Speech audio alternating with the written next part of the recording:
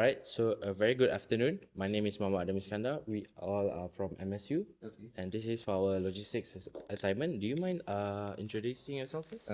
Okay, so my name is Ethan. So I'm basically the area network manager for Shah Alam area. Okay, and I've been in this industry for 6 years. See. Without further ado, do you think we can start our interview right now? Yeah, sure. All right.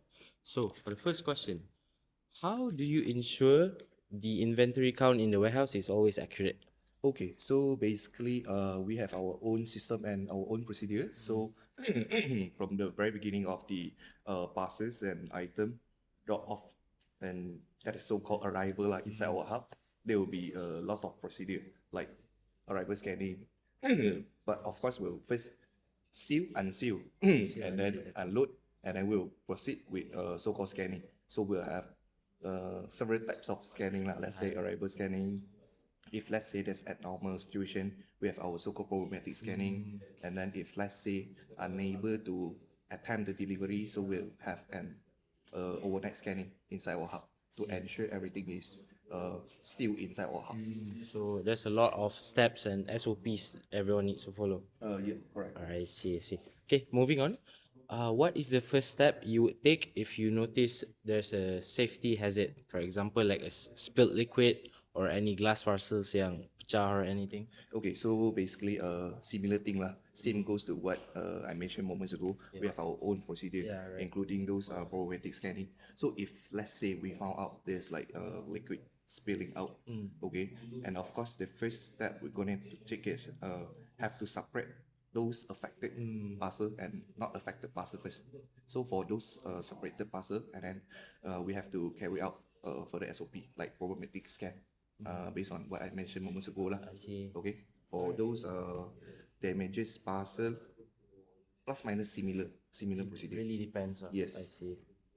All right. So next up, what key factors do you consider when you choose the best way to ship a customer's order?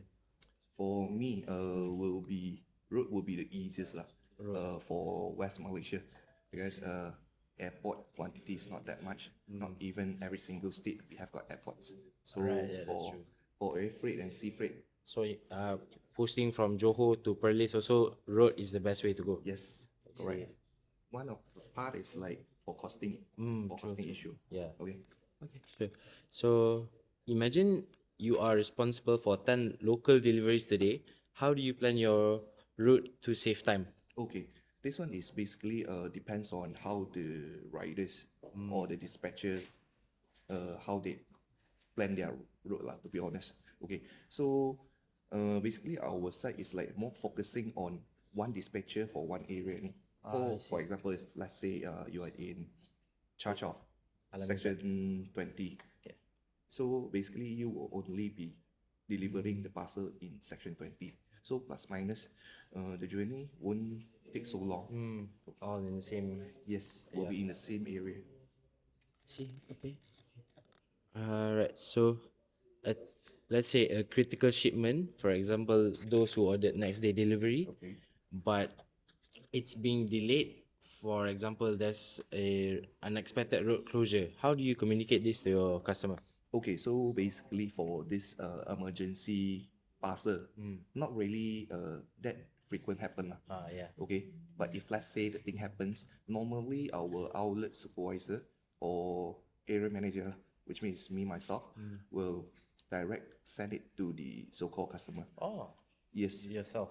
yes, this is actually how we should do. Yeah, Because it's so-called 24 hours delivery here for those next day delivery parcel. I see, I see. Okay, so second last question. What are the what are the three most important pieces of information a customer needs when you give them an update on their order? Update on the order. Basically, the most important thing is the first thing is the receiver details information Yeah. is to complete. Okay, and then second thing is the parcel movement.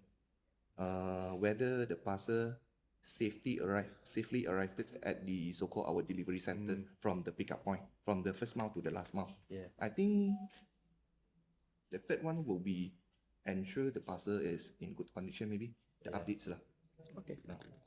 Okay, so last question for today.